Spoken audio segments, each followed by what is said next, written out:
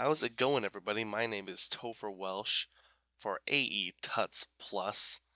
A lot of you have probably heard about me, probably seen my articles on the Fridays, but I'm kind of switching it up a bit here because I got a sweet, sweet deal coming here for you guys.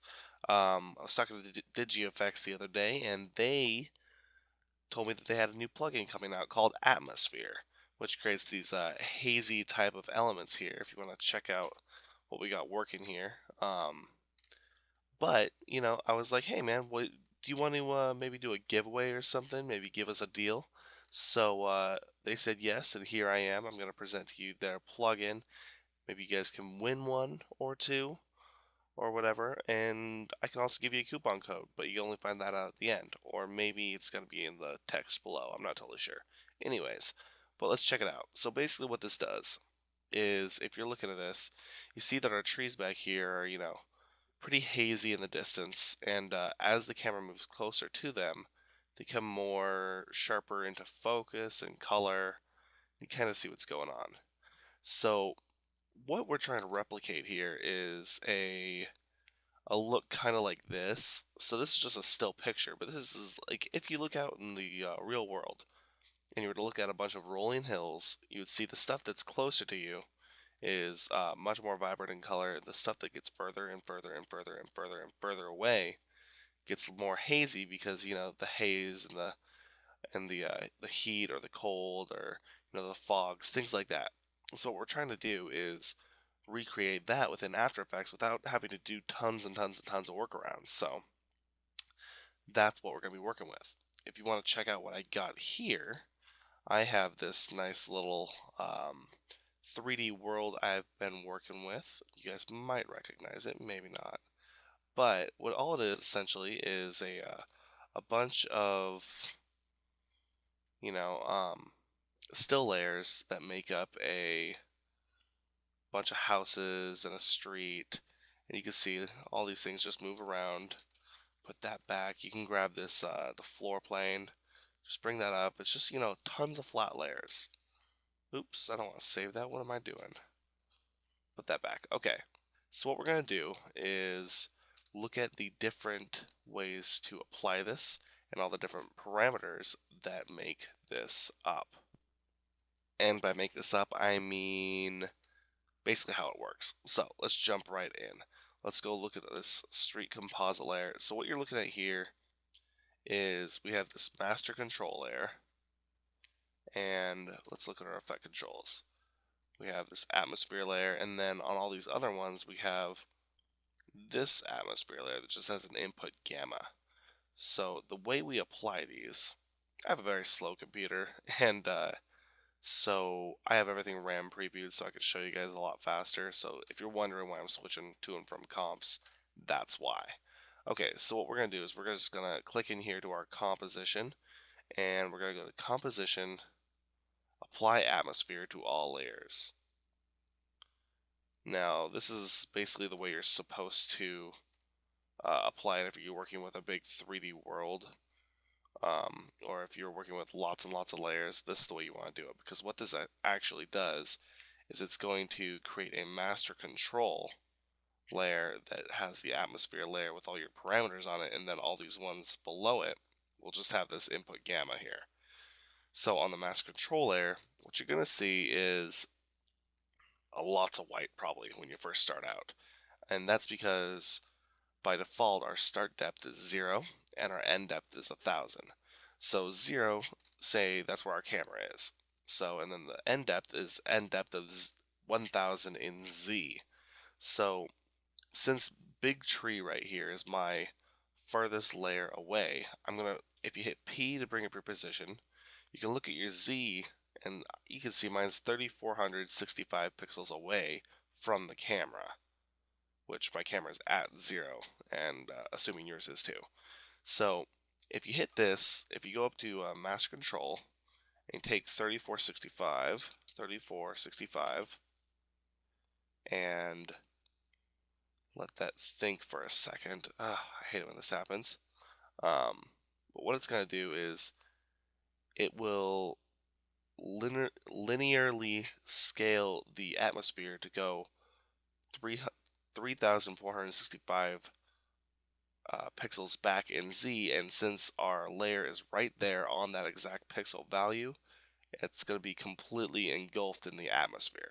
Now, if what I like to do is I like to go a little bit further, and then say I want to go 4,000, so I can actually see my tree here in the back.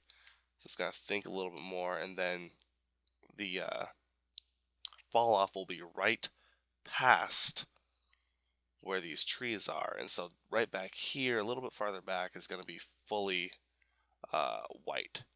Also, a good thing to note is I have my background layer is going to be the exact same color as my color of my fog, so make sure you have that going, or else it's going to look really, really weird. Now, there's a few ways that you can actually find out the pixel values. The easiest way being that you just, find out you roll down your position. If they're all, flat faced to your camera, that's the easiest way to find out the Z position. But say that you have a layer that is rotating in 3D space, that can be kind of a pain. So say you want to find out the distance from here to here, but you only have one layer. So the Z position is from the middle of your layer right here. So obviously this isn't going to really help you out if you just want to roll down your P for position, and then find out what the Z position is, because you're only going to have one position. So what you could do is you could apply what we could do. This used to be a bunch of different things, so I'm going to remove atmosphere from all layers, and then I'm just going to take this one, and you can do layer, or no, sorry, effect, DigiFX atmosphere, atmosphere, and then just apply atmosphere to this one layer. So if you want to do 1 to 1,000, figure out what the display corner depths on this are. So you can do display corner depths, and then what it'll do is it'll say what the Z depth of this corner, this corner, this corner, and this corner all are, so that you can figure out what you want these start and end depth parameters to be. So say, hypothetically, you got a really, really, really, really long building wall, and you wanted to figure out what this depth is to that depth, but they aren't exactly 0 and 1,000.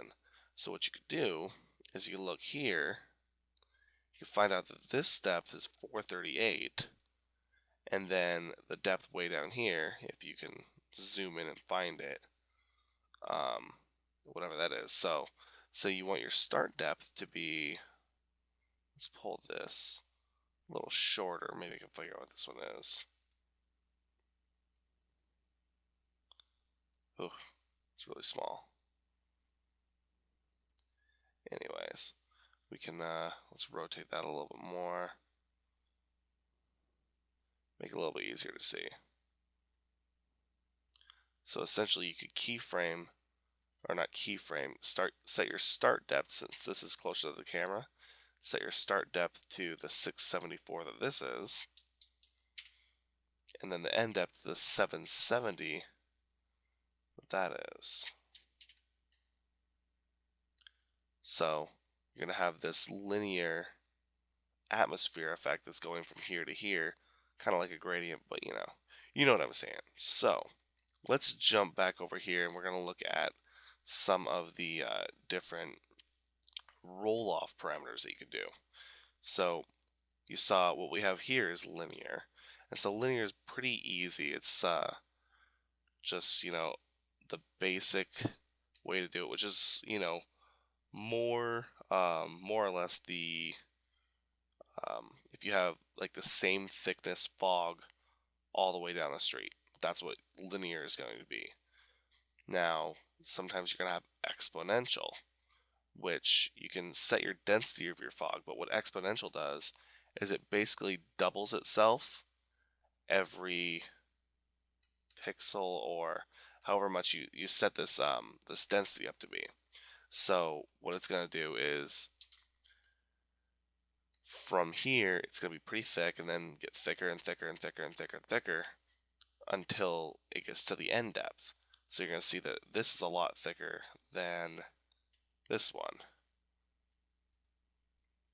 And then, as you get closer, it'll go through a lot faster. Then you also have exponential squared, which is essentially if you took your pixel and then you could square it. And so basically it's for the really, really thick stuff. So basically if you were going through, it's not as thick right here. It's like you can see right in front of you. It's like when you're driving in really, really thick fog. You can only see so far ahead of you.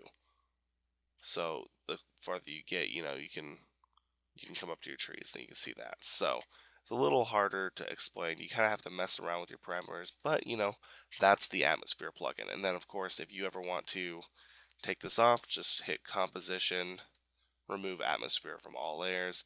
It'll get rid of your master control layer here, and then you're back to normal. So, what do you guys want to know about um, the giveaway? So all you have to do for the giveaway is comment below, and then make sure you have your email address in the comment when you fill it out, and then we can get a hold of you if you win. Um, and for all of you that don't win, or you just don't want to wait to see if you win, you can get 25% off of Atmosphere by typing in AE Tuts. Geez, we should make that probably really big, huh? But typing in AE Tuts at checkout as your coupon code. I know, that's Comic Sans. It looks horrible. Let's do some like Trahan. I love Trahan. Who doesn't love Trahan? Let's give that some black colorization right there. Heyo. Looking sharp there, Toph. For shizzle. Anyways, I am done with rambling. But anyways, my name is Topher Welsh. You can catch my articles all the time on AE Tuts, CG Tuts, all those good places. If you haven't checked out my site, it's visualfxtuts.com. Do roundups of things, tons of roundups of tutorials, some crazy inspirational stuff from throughout the web, and you guys should check that out. Make sure you comment below to enter the contest and go and pick up Atmosphere. It's a killer looking plugin. It's really cheap. It's only like 49 bucks originally. So go do that. Have some fun, and I will see you guys in the next tutorial slash and or article. And good luck on winning the plugin. Talk to you guys later. Thanks. Bye.